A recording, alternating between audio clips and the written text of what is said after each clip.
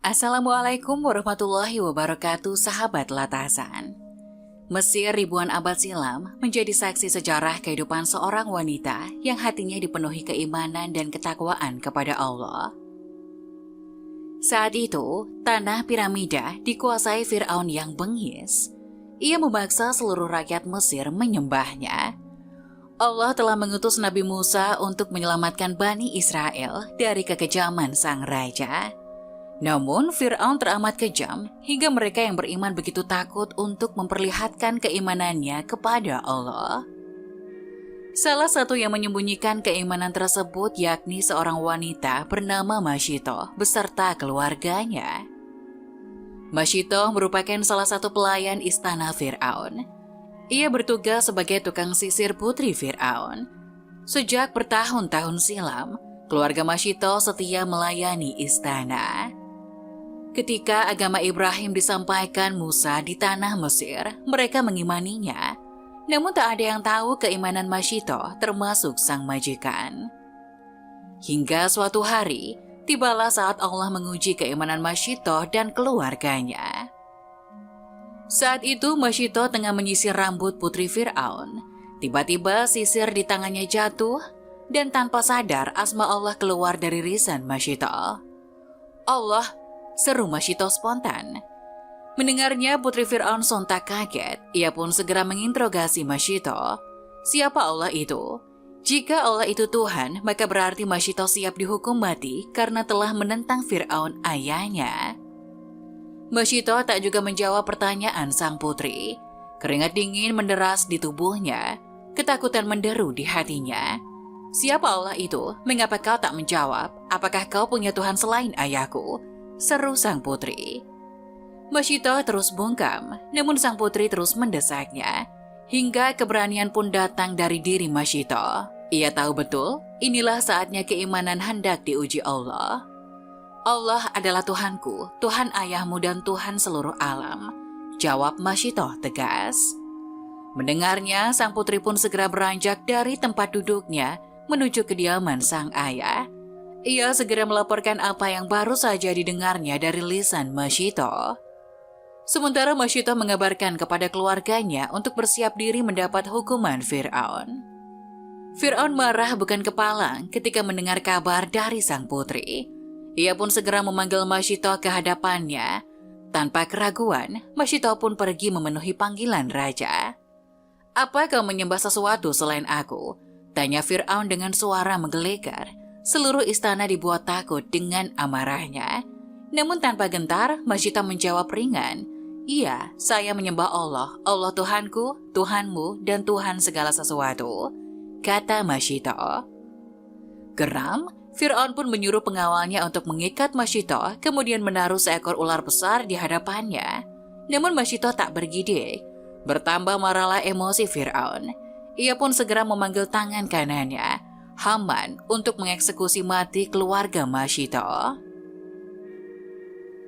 Haman kemudian segera mengumpulkan beberapa pengawal untuk menangkap Masyitoh dan keluarganya.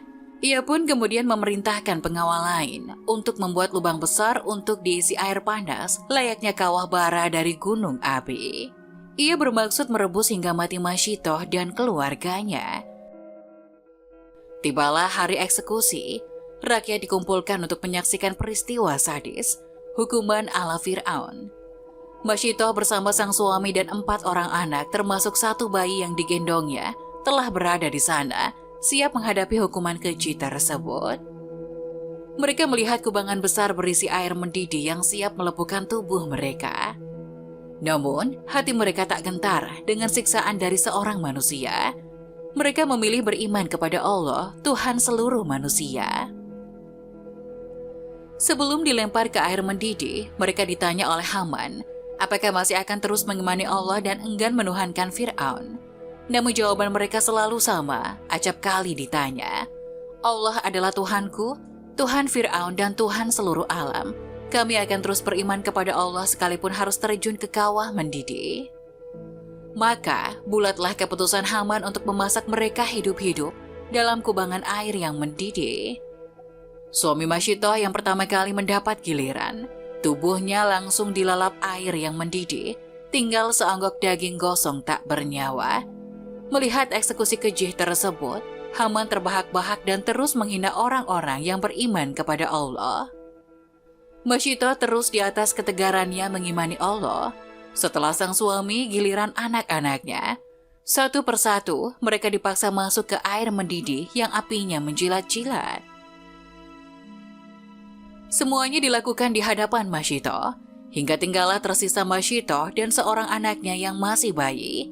Ia menggendong bayi itu erat-erat, hatinya masih tegar di atas agama Allah, maka diseretlah ia dan bayinya mendekati air yang teramat panas itu. Ketika hampir memasuki kubangan air, tiba-tiba setan membisikkan keraguan di dalam hatinya. Keraguan dengan merasa sedih dan kasihan pada sang bayi yang belum sempat tumbuh dewasa melihat dunia, bayi yang baru lahir tanpa dosa. Masyitoh pun menghentikan langkahnya menuju ajal. Ia terus saja memandangi bayinya yang merah dengan perasaan sedih yang mendalam. Melihatnya, Haman sempat berpikir Masyitoh akan mencabut kata-katanya dan akan kembali menuhankan Fir'aun. Ia pun girang karena merasa ancamannya pada Masyitoh berhasil. Namun, pikiran Haman salah. Masyitoh tak pernah sedikit pun melepaskan keimanannya pada Allah. Lalu dengan kehendak Allah, sang bayi tiba-tiba berkata kepada ibunya, "Wahai ibu, jangan takut.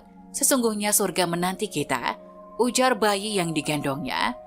Mendengarnya, kembalilah ketegaran dan keberanian Masyitoh.